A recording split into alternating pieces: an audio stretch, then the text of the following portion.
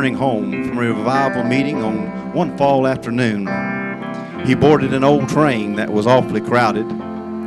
He searched everywhere for a seat, and he finally found one beside a young man that was, probably 17 or 18 years of age.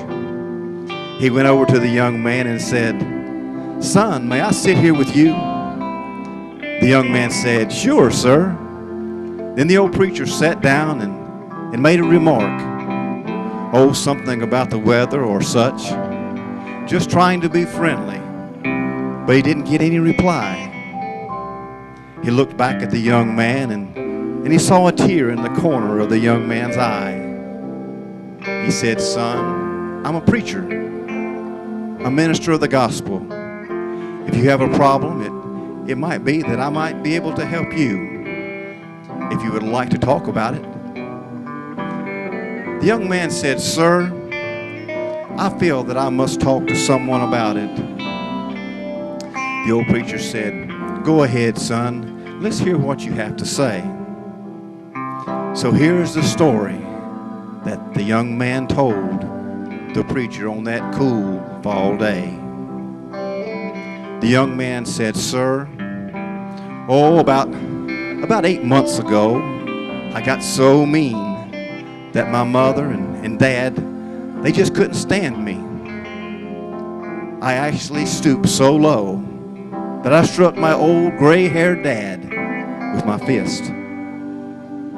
Dad said, 'Son, if that is the best that you can do, you'd better find someplace else to live.'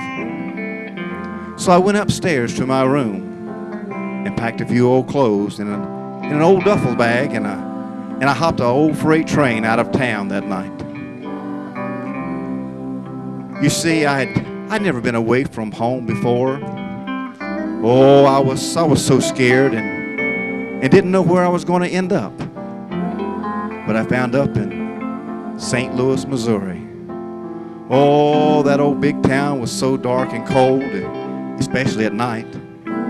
You see, I had no warm home to go to. I lived in the back alleys, slept on cardboard boxes, and did the very best I could. But one night I decided the cold and the rain had gotten so hard to stand that I was going to go to the rescue mission. Well, there I met an old dear man of God. He told me just how much the Lord loved me. He said he had died on a cross for my sins a very long time ago. He said the Lord will forgive me of my sins and save me if I would let him. That night I went to an old-fashioned altar. The very best I knew how, I repented of my sins and gave my life to the Lord. After that night, I got to thinking about my dear old mom and dad back home. I got so sad. I wondered if Dad could possibly forgive me for all that I had done wrong. I also wondered if he would let me come home. I wanted to go so bad. So I wrote him a letter and asked him to please let me come home, Dad. The old preacher asked the young man, "How are you going to know if your dad has forgiven you or not?" Well, the young man said, "You see, sir, we live right beside the old railroad track. In the letter that I had written my dad, I told him that I was going to be on this old train today.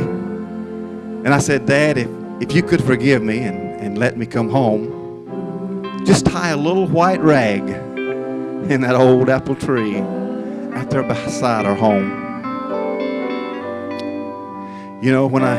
When I see the old rag in the tree, I get off the train. If I don't see it, I guess I'll just keep on riding down the track." In a few minutes, the young man bowed his head and He began to cry like a baby. The old preacher turned to the young man and said, "Son, what's the matter?"